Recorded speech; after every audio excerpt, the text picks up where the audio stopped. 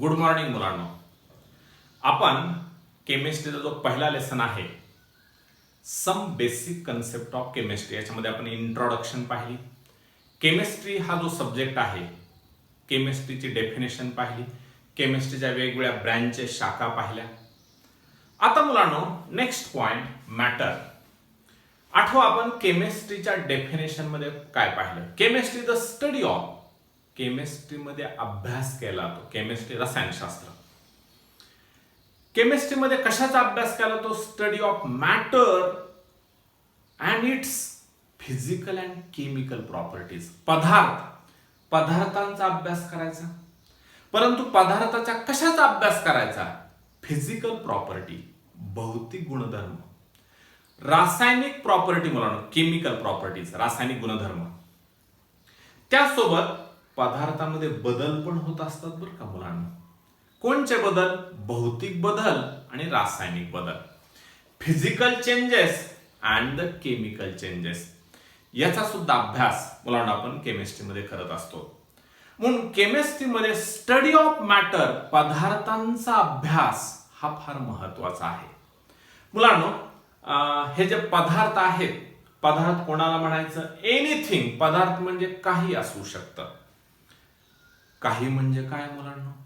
ज्याला वजन आहे, मास, आणि जे जागा व्याप्त त्या प्रत्येकाला पदार्थ. मुलांना हवा हा सुद्धा पदार्थ आहे बरं का, कारण एअर, हवा जागा व्यापते आणि हवेला सुद्धा वजन आहे. म्हणून पदार्थ म्हणजे मॅटर, म्हणजे अशी गोष्ट मुलांनो ज्याला वजन आहे आणि जे जागा व्याप्त त्याला मॅटर असं म्हणायचं. आता मुलांनो केमिस्ट्रीमध्ये या मॅटरचाच तर अभ्यास केला जातो ना. मॅटर केमिस्ट्रीच्या दृष्टिकोनातून फार महत्वाचा आहे. म्हणजे या मॅटरचाच अभ्यास केमिस्ट्रीमध्ये कसा? मी म्हटलं या मॅटरचे फिजिकल प्रॉपर्टीज, भौतिक गुणधर्म, केमिकल प्रॉपर्टीज, रासायनिक गुणधर्म पदार्थांचे आपण केमिस्ट्रीमध्ये पाहत असतो. तसंच मुलांनो केमिस्ट्रीमध्ये या पदार्थामध्ये कोणचे बदल होत आहेत? बदल दोन प्रकारचे, physical change and chemical change. Physical change हा तात्पुरता, टेम्पररी. केमिकल चेंज हा परमनंट. हे तुम्ही 10वी सुद्धा शिकलात, केमिकल रिॲक्शन्स अँड इक्वेशन्स या लेसन मध्ये. आता मुलांनो मॅटर, आपल्याला पदार्थांचा अभ्यास करायचा. मग पदार्थ किती प्रकारचे? प्रामुख्यानं मुलांनो मॅटर इज ऑफ 2 टाइप्स. 2 प्रकारचे पदार्थ आहेत मुलांनो. पहिला प्रकार पदार्थाचा इज द प्युअर सबस्टन्सेस.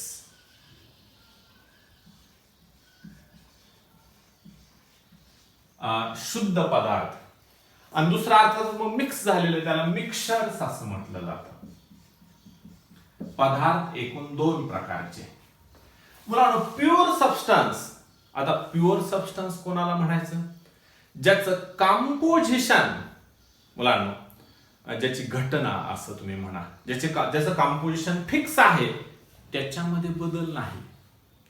आता मिक्सचर्स मुलांनो, whose composition can vary, ज्याच्या घटनेमध्ये बदल होऊ शकतो. अर्थात मी प्रथम मिक्सचर सांगतो.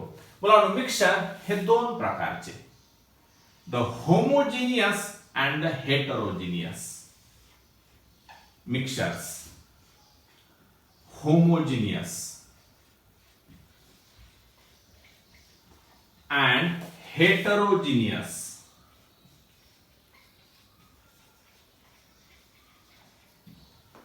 होमोजिनियस आणि heterogeneous are the 2 types of mixture. उदाहरणार्थ मुलांनो याचं एक्झाम्पल घेऊयात आपण. Sea water.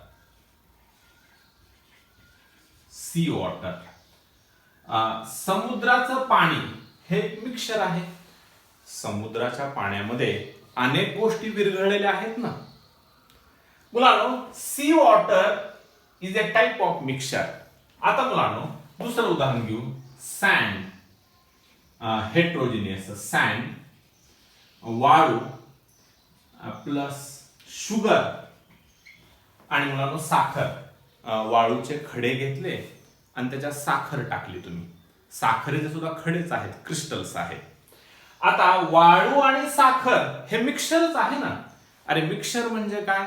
दोन किंवा दोन पेक्षा जास्त पदार्थ, सबस्टन्सेस वेन आर कंबाईन, एकत्रित केले मुलांनो, तेव्हा हेट्रोजिनियस. तुम्हाला डोळ्यानं जरी हे मिक्स केलं किंवा मातीमध्ये साखर पडली मुलांनो, माती दिसेल, साखर पण दिसेल. दोन अवस्था हेटरोजिनियस, दोन पदार्थ वेगवेगळे दिसतील, ते एकजीव नाही झाले. इथं मुलांना आणखीन एक उदाहरण, शुगर सोल्युशन असं म्हणतो मी. शुगर सोल्युशन पाहता, याचं उदाहरण मुलांनो नीट समजावून सांगतो म्हणजे हेट्रोजिनियस सुद्धा कळेल. एका बीकर मध्ये, काचेच्या भांड्यामध्ये, प्रयोगशाळेमध्ये मुलांनो काचेचं जे भांड आहे बीकर, या बीकर मध्ये मी शुद्ध पाणी घेतलं, प्युअर वॉटर. प्रथम पाणी घेतलं आणि आता या पाण्यामध्ये मुलांनो मी साखर टाकली, शुगर. आणि जेव्हा ते चांगलं स्टर केलं, ढवळलं मुलांनो, या पाण्यामध्ये साखर पूर्णपणे विरघळून जाईल. आता पाणी आणि साखर एकजीव झाले, होमोजिनियस. मुलांनो हे होमो आणि हेटरो, खरं तर हे जे दोन शब्द आहेत लॅटिन भाषेतून आलेले आहेत. होमोजिनियस जेव्हा दोन पदार्थ मिक्स केले, एकत्रित केले आणि एकजीव झाले, आणि हे जे मिक्सर तयार झालं, शेवटी मुलांनो मिक्सर मध्ये दोन किंवा दोन पेक्षा जास्त पदार्थ आपण मिक्स करतो. इथं सुद्धा पाणी आणि पाण्यामध्ये साखर टाकली मुलांनो, इथं हे दोन मिक्स केले, हे झालं शुगर सोल्युशन. शुगर सोल्युशन आणि इट इज होमोजिनियस. हे महत्वाचं, होमोजिनियस.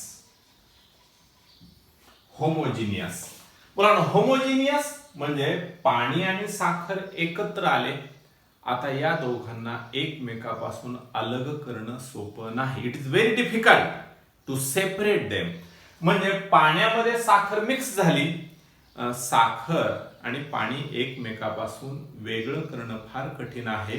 ते एकजीव झालेले आहेत. जेव्हा दोन पदार्थ असे एकजीव होतात, दोन पदार्थ म्हणजे दोन पदार्थ एकत्रित केले म्हणजे ते मिक्स केले, पण मिक्स केल्यानंतर जेव्हा एकजीव होतात, अशा मिश्रणाला, अशा मिक्सचरला मुलांनो होमोजिनियस असं म्हटलं जातं.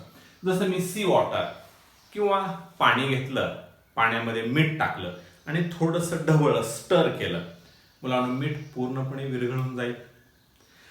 आता मुलांनो याचं सुद्धा कंपोजिशन काय फिक्स नाही बरं का. मिक्सरचं कंपोजिशन फिक्स नसतं. समजा एक ग्लासभर पाणी घेतलं आणि ग्लासभर पाण्यामध्ये मुलांनो एक चमचाभर साखर टाकली. समजा दुसऱ्या विद्यार्थ्याने एका ग्लासभर पाण्यामध्ये दोन चमचे साखर टाकली. दोन्ही साखरेचं द्रावणच आहे ना, पण त्याचं कंपोजिशन फिक्स आहे का? एका ग्लासमध्ये एकच चमचा साखर, दुसऱ्या ग्लासमध्ये 2 चमचे साखर टाकली. मुलांनो 2 चमचे साखर टाकली म्हणजे साखर जास्त आहे. दोघांचं कंपोजिशन म्हणजे पहिल्या ग्लासमध्ये एकच चमचा साखर, दुसऱ्या ग्लासमध्ये 2 चमचे साखर, दोघांची घटना सारखी नाहीये. दुसऱ्यामध्ये साखर जास्त आहे. तिसरा विद्यार्थी समजा त्याने एक सोल्युशन बनवलं, ग्लासभर पाणी घेतलं आणि चिमूटभर साखर टाकली. म्हणजे कंपोजिशन मे व्हॅरी, बदलू शकतं. मिक्सर म्हणजे 2 किंवा 2 पेक्षा जास्त पदार्थ एकत्र केले, परंतु त्यांचं कंपोजिशन किती प्रमाणात मिक्स केले हे काही फिक्स नाही. म्हणजे mixtures does not have fixed composition, हे फार महत्वाचं. Does not have fixed composition. मुलांनो मिक्सर मग ते होमोजिनियस मिक्सर असू देत किंवा हेट्रोजिनियस मिक्सर असू देत, त्याचं कंपोजिशन फिक्स नसतं. आणखीन एक उदाहरण मुलांनो, जसं मातीमध्ये साखर टाकली, दोन वेगवेगळे एक जीव नाहीत होत. किंवा आणखीन एक उदाहरण, पाण्यामध्ये तेल टाकलं. मुलांनो, पाणी आणि तेल किंवा पाण्यामध्ये पेट्रोल टाकलं. पाण्यामध्ये पेट्रोल विरघळत नाही, मिक्स नाही होत. तुम्हाला पाणी वेगळं दिसेल आणि तेल वरती तरंगेल. मुलांनो, त्याची डेन्सिटी कमी आहे, हलका आहे तेल वरती राहील, पाणी खालती राहील. म्हणजे दोन अवस्था वेगवेगळ्या दिसत आहेत, दोन पदार्थ वेगवेगळे दिसत आहेत. जेव्हा हेटरो अलग अलग दोन पदार्थ एकत्र केले तरी ते वेगवेगळे दिसत आहेत, ते एकजीव नाही झाले. जेव्हा एकजीव होतील दोन पदार्थ, त्या मिक्सरला म्हणणार मी होमोजिनियस. आणि जेव्हा दोन पदार्थ एकजीव, मुलांनो, अशा प्रकारे it is very difficult to separate them. जेव्हा त्या दोघांना एकमेकापासून अलग करणंच कठीण, ते जे मिक्सर असेल त्याला होमोजिनियस असं म्हणायचं. जसं मी म्हटलं, तेलामध्ये पाणी टाकलं, मुलांना सहजासहजी वेगळं करता येईल. हे दोन मिक्स झालेच नाही. आता तेलामध्ये किती पाणी टाकलं, थोडं टाकलं, जास्त टाकलं, म्हणजे त्याचं कंपोजिशन बदलू शकतं. जसं मी म्हटलं सँड अँड शुगर, वाळू आणि वाळूमध्ये साखर टाकली. आता किती सँड वाळू घेतली आणि किती साखर घेतली, प्रत्येक विद्यार्थी वेगवेगळ्या प्रमाणात घेईल. म्हणून याचं प्रमाण, मिक्सर म्हणजे दोन पदार्थ एकत्र केले, मिक्स केले, पण त्यांचं प्रमाण फिक्स नाहीये. ज्याच्यामध्ये does not have fixed composition, त्याला मिक्सर असं म्हणायचं. मुलांना, खरं तर मिक्सरचा अभ्यास आपण प्रामुख्याने 12वीला करणार आहोत. त्याच्यामध्ये या होमोजिनियस मिक्सरचा अभ्यास 12वीला एक महत्वाचा लेसन आहे, सोल्युशन्स अँड कॉलिगेटिव्ह प्रॉपर्टी. मुलांना, जसं इथं मी म्हटलं पाण्यामध्ये साखर टाकली, सोल्युशन द्रावण तयार झालं, साखर विरघळली. या सोल्युशनचा अभ्यास आपण 12वी सायन्सला करणार आहोत. आता मुलांना, इथं प्युअर सबस्टन्स, जसं मिक्सर दोन प्रकारचे. मुलांना, प्युअर सबस्टन्स सुद्धा दोन प्रकारचे आहेत. प्युअर सबस्टन्स सुद्धा दोन प्रकारचे मुलांना. These are of two types. First one is the elements. मुलांना, याला आपण मूलद्रव्य असं म्हणतो. आणि second one is the compounds. मुलांना, जसं mixture does not have fix composition, मिक्सरचं कंपोजिशन म्हणजे मिक्सर दोन पदार्थ मिक्स केले, किती प्रमाणात केले हे काय फिक्स नाहीये, तसं यांचं कंपोजिशन, याची घटना ही फिक्स असते. म्हणून प्युअर सबस्टन्सचं वैशिष्ट्य मुलांनो, हॅव फिक्स्ड कंपोजिशन, हे फार महत्वाचं. मुलांनो, हा बेसिक डिफरन्स आहे कशामधला, pure substances and the mixtures. आता प्युअर सबस्टन्सेस दोन प्रकारचे, एलिमेंट्स, मूलद्रव्य. मुलांनो, तुम्ही 10वीला सुद्धा अभ्यासलं modern periodic table. Modern periodic table मध्ये 118 एलिमेंट्स अरेंज करून मांडून दाखवलेले आहेत मोसेलीच्या म्हणण्यानुसार. तुम्हाला माहित आहे, मोसेलीने असं दाखवून दिलं, atomic number is more fundamental. Atomic number, अनुक्रमांक हा जास्त महत्वाचा. आणि मग मोसेलीच्या पिरियडिक टेबल मध्ये मुलांना, म्हणजे जो मॉडर्न पिरियडिक टेबल बनवला, हा मोसेलीच्या एक्सपेरिमेंट आणि मोसेलीनं जे मुलांना रिसर्च संशोधन केलं, आणि मोसेली असं म्हणतो ॲटॉमिक नंबर महत्वाचा आहे. आणि ॲटॉमिक नंबर नुसार त्या मॉडर्न पिरियडिक टेबल मध्ये 118 एलिमेंट मांडले. मुलांना, हे एलिमेंट्स, या एलिमेंट पासूनच कंपाऊंड बनतात. आता एलिमेंट कोणाला म्हणायचं, मूलद्रव्य. मुलांनो, मराठीमधला शब्द मूल म्हणजे मूळ. मुलांनो, मूलद्रव्य म्हणजे असा पदार्थ जो आणखीन दुसऱ्या कोणापासून नाही बनलेला, ज्याचं स्वतःचं अस्तित्व आहे, असा मूलद्रव्य, एलिमेंट्स. मुलांनो, जसं मी प्रथम कंपाऊंड सांगतो. कंपाऊंड्स कोणापासून बनलेले आहेत, या एलिमेंट पासूनच कंपाऊंड बनलेले आहेत. मुलांनो, compounds can be broken down into the simpler substances or into the elements by means of chemical method. Compound म्हणजे कोण? मी काही उदाहरणच देतो मुलांना. कंपाऊंड्स, पाणी हा एक कंपाऊंड आहे H2O. उदाहरण मुलांना कंपाऊंड. मीठ NaCl हा एक कंपाऊंड आहे. मुलांनो सल्फ्युरिक ऍसिड H2SO4 हा एक कंपाऊंड आहे. मुलांनो साखर, ऊसाची साखर, फॉर्म्युला माहित आहे तुम्हाला, C12H22O11 हा देखील मुलांनो एक कंपाऊंड आहे. किंवा अमोनिया NH3 हा सुद्धा एक कंपाऊंड आहे. मुलांनो कंपाऊंड्स कोणापासून बनले? इलेमेंट्स एकत्र आले, मूलद्रव्य. जसं पाणी मुलांनो, हा जो कंपाऊंड आहे वॉटर, हा कोणापासून बनलेला आहे? हायड्रोजन हा एक इलेमेंट आणि ऑक्सिजन एक इलेमेंट. म्हणजे कंपाऊंड तयार होतात जेव्हा इलेमेंट्स मध्ये रिएक्शन होते, इलेमेंट एकत्रित येतात इन अ फिक्स्ड कंपोजिशन. मुलांनो इथं याची घटना ठरलेलीच आहे, त्याच्यामध्ये कुठेही बदल नाही.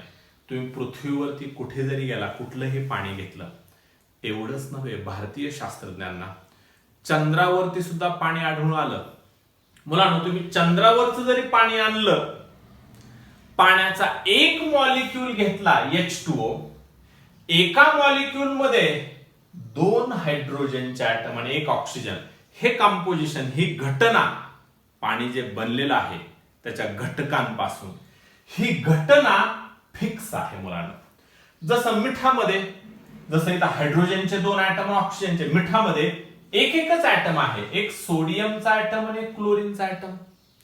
मुलांनो H2SO4 sulphuric acid, sulphuric acid मध्ये हायड्रोजनचे 2 ऍटम, सल्फरचा 1 ऍटम, ऑक्सिजनचे 4 ऍटम, हे फिक्स आहे, याच्यामध्ये कदापि बदल नाही. मुलांनो या पृथ्वीवरती कुठे जरी गेला आणि साखरेचा मॉलिक्यूल पाहिला, तर साखरेमध्ये एका मॉलिक्यूल मध्ये फिक्स आहे, which never changes, त्याच्यामध्ये कदापि बदल होत नाही. कसा आहे साखरेचा मॉलिक्यूल? एका मॉलिक्यूल मध्ये 12 कार्बनचे ऍटम, 22 हायड्रोजनचे ऍटम आणि 11 ऑक्सिजनचे ऍटम. म्हणजे मुलांनो साखरेच्या मॉलिक्यूल मध्ये सगळ्या गोष्टी फिक्स आहेत. कशाचे कोणचे ऍटम इथे लिहिलेलंच आहे. म्हणजे प्युअर सबस्टन्स वैशिष्ट्य काय? हा फिक्स्ड कंपोजिशन, त्याची घटना ठरलेली असते. मग प्युअर सबस्टन्स 2 प्रकारचे, इलेमेंट्स अँड कंपाऊंड्स. मुलांनो कंपाऊंड्स म्हणजे कोण? कंपाऊंड्स म्हणजे असे पदार्थ ज्यांचं कंपोजिशन फिक्स आहे, जे इलेमेंट्स पासून तयार झाले and which can be broken down into the simpler substances by means of any chemical method. Compounds तोडता येऊ शकतात.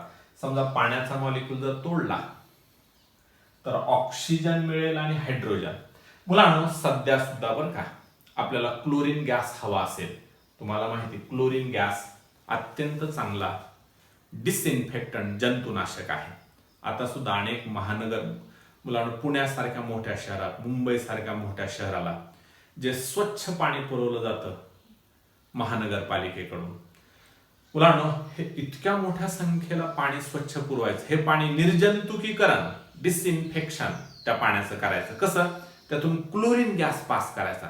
हा क्लोरीन काय करतो? पाण्यामधले जे सूक्ष्म जीवजंतू आहेत ते मारून टाकतो. मग एवढ्या मोठ्या प्रमाणात क्लोरीन गॅस कुठून आणला जातो?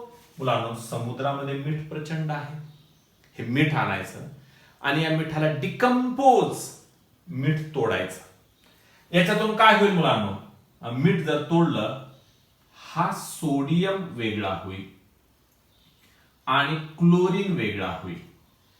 म्हणजे मी फक्त मिठाविषयीच म्हणत नाही, पाण्याविषयी, सल्फ्युरिक ऍसिड, शुगर, अमोनिया, हे सगळे compounds can be broken down, तोडता येतात. त्याच्या मुलांनो कॉन्स्टिट्युएंट्स इलेमेंट मध्ये, म्हणजे पाण्याचे कॉन्स्टिट्युएंट इलेमेंट, पाण्याचे मूळ घटक. पाणी कशापासून बनलंय? Hydrogen, oxygen. मुलांनो, मीठ कशापासून बनलंय? सोडियम आणि क्लोरीन. हे त्याचे कॉन्स्टिट्युएंट्स आहेत. Compounds can be broken down. त्यालाच डिकम्पोजिशन, विघटन असं म्हणता येतात. कंपाऊंड असे तुकडे करता येतात, इलेमेंटचे करता येत नाहीत. हा महत्वाचा फरक आहे मुलांना. इलेमेंट कोणकोणचे? मुलांना इलेमेंट, सोडियम हा इलेमेंट आहे, किंवा सल्फर हा इलेमेंट आहे, ऑक्सिजन हा इलेमेंट आहे.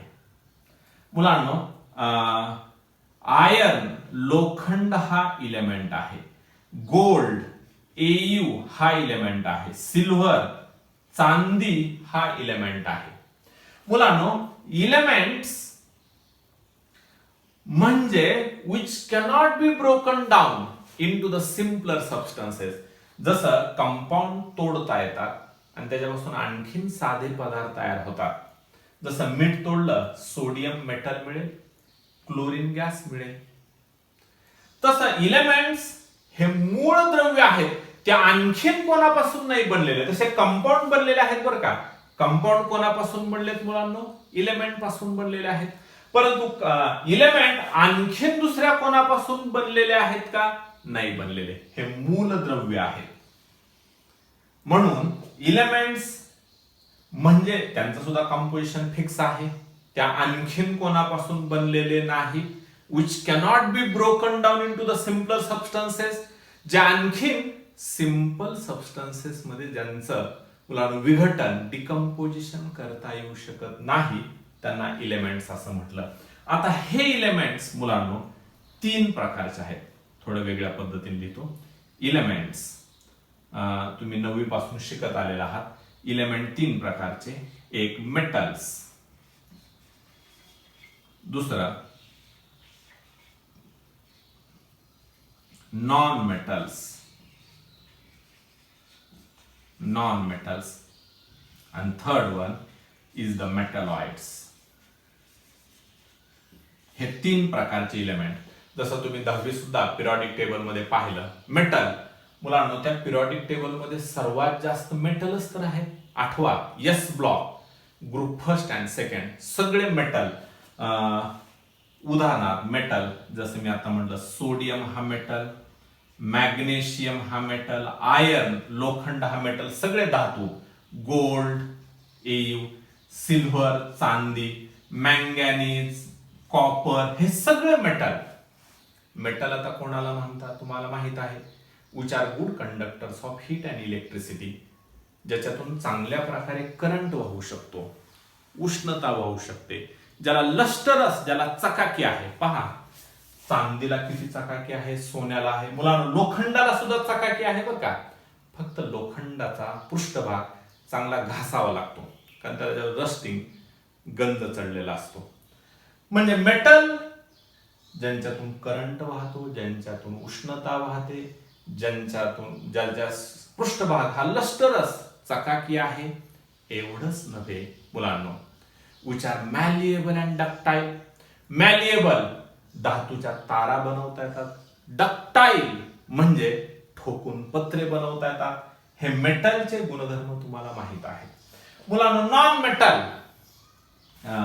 मेटल मग याच्यामध्ये सल्फर असेल मुलांनो, क्लोरीन आहे, फ्लोरीन आहे, आर्गॉन आहे, हेलियम आहे. हे सगळे नॉन मेटल. मुलांना मेटलच्या विरुद्ध ज्याच्यातून करंट वाहत नाही, उष्णता वाहत नाही, ज्यांना चकाकी नाहीये, हे सगळे नॉन मेटल. आता मेटलॉइड याला आणखीन एक नाव तुम्ही दिलं ते म्हणजे सेमी मेटल, ज्यांच्यामध्ये मेटलचेही काही गुणधर्म आहेत आणि मुलांनो नॉन मेटलचे गुणधर्म आहेत, त्यांना आपण सेमी मेटल किंवा मेटलॉइड्स. उदाहरणार्थ silicon is the semi metal, germanium, मुलांना आर्सेनिक हे सेमी मेटल्स आहेत. मुलांना तुम्हाला मॅटर पदार्थ आता चांगल्या प्रकारे समजलेले आहेत. पदार्थ 2 प्रकारचे, प्युअर शुद्ध आणि दुसरं मिक्स केलेले आहे, शुद्ध नाहीये. मग मिक्सचर 2 प्रकारचे, homogeneous mixtures and the heterogeneous. Pure substances आणखीन 2 प्रकारचे, elements and the compound. Element आणखीन 3 प्रकारचे, metals, non metals and the metalloids. लक्षात आलं असेल. इफ यू एनी डाऊट, जर तुम्हाला काही शंका असेल तुम्ही फोन करू शकता किंवा व्हॉट्सॲप करू शकता. थँक्यू.